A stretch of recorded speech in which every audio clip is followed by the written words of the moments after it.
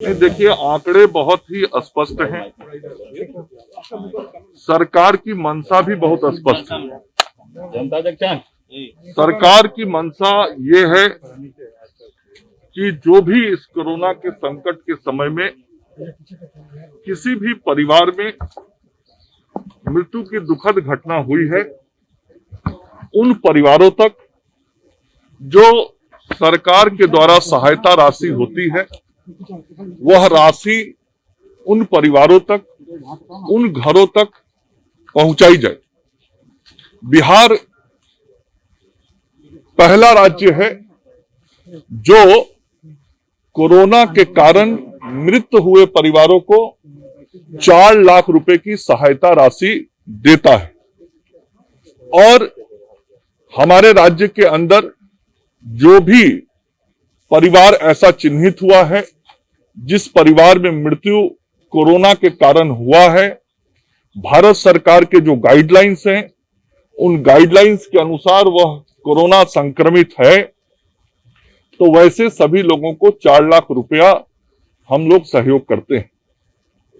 यह जो दूसरा फेज आया, इस दूसरे फेज में समाज के कई स्रोतों से, आप सब लोगों से भी यह जानकारी मिली कि मृतक जो हुए हैं इस कोरोना के कारण, उनके बारे में और जानकारी दी जाए और पता किया जाए, और भी संख्या हो सकती है। सरकार ने सभी के सुझावों को बहुत ही गंभीरता से लिया। हमने प्रोएक्टिव काम किया और सभी जिला प्रशासन और सभी जिलाधिकारियों से इस संबंध में बातचीत की गई। उनको यह निर्देश दिया गया कि आपके जिले में जो भी संस्थागत मृत्यु कोरोना के कारण भारत सरकार के गाइडलाइन के अनुसार जो हुआ है, उसका संस्थानवार आप जानकारी पता करें और कोई छूटे नहीं, ऐसी कोशिश होनी चाहिए। क्योंकि हमारी मंशा लोगों को ढूंढकर उनके घरों तक इस संकट के समय में, इस आपदा के समय में राहत पहुंचाना है।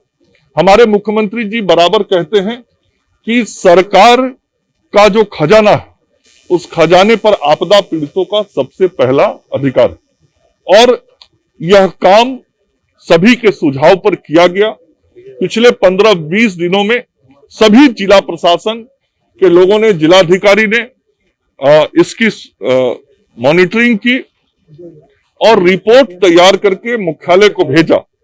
जो रिपोर्ट तैयार किया गया, फिर उसको इकट्ठा एक जगह किया गया, सभी जिलों के आंकड़ों को एक साथ जोड़ा गया और समाज के सामने, राज्य के सामने, सभी के सामने वो आंकड़े कल हमारे विभाग के प्रधान सचिव के द्वारा प्रस्तुत किए गए।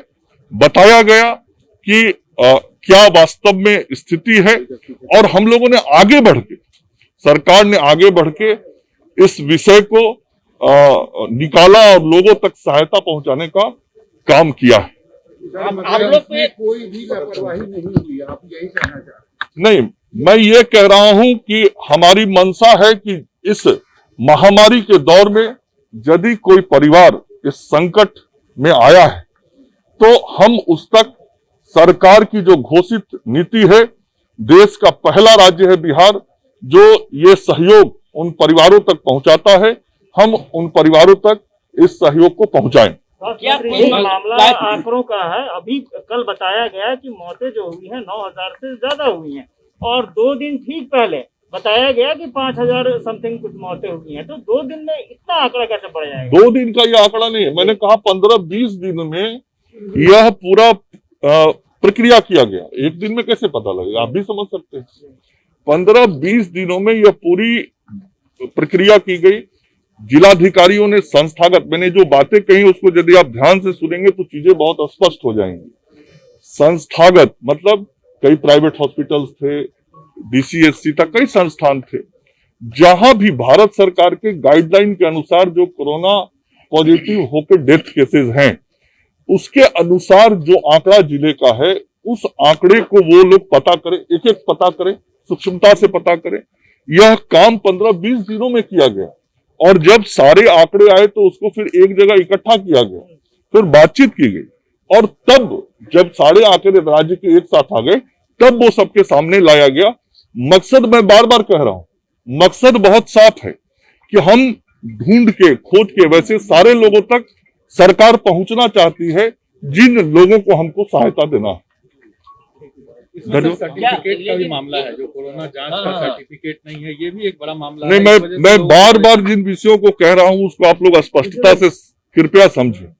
भारत सरकार का हर विषय पे बहुत स्पष्ट गाइडलाइन है, और कोरोना पॉजिटिव पेशेंट कौन है इसके बारे में भी गाइडलाइन है, जो कोरोना से डेथ हो रहा है उसके बारे में भी गाइडलाइन है।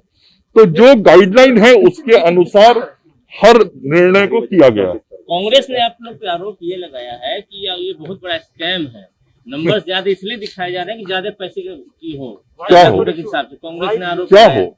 कांग्रेस ने नहीं, क्या होगा?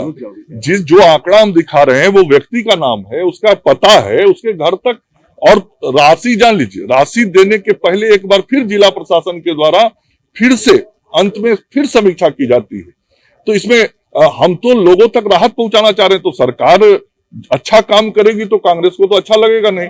हम उन संकट और आपदा जो आई है उन परिवारों को हम राहत देना चाहते हैं, तो कांग्रेस को अच्छा नहीं लग रहा है तो ये तो कांग्रेस जाने।